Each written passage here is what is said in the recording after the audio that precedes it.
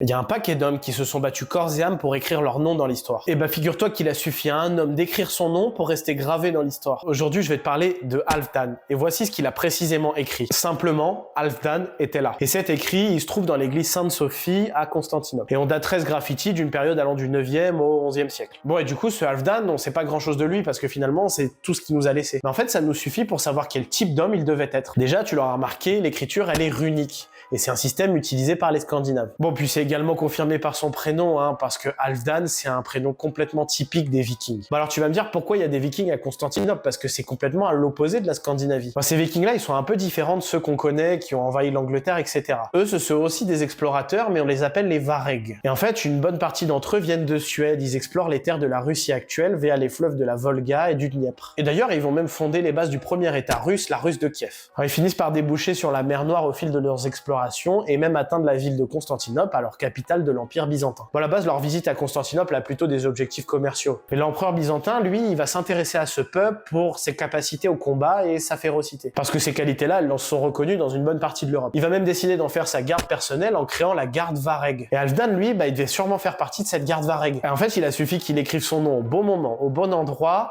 pour qu'on se souvienne de lui dans l'histoire. Et en plus, ça nous apporte une confirmation supplémentaire de la présence de Scandinaves à Constantinople. Voilà, avec cette anecdote, tu pourras pas me dire que t'as pas appris quelque chose. Si c'est le cas, tu peux t'abonner, commenter, partager et liker la vidéo.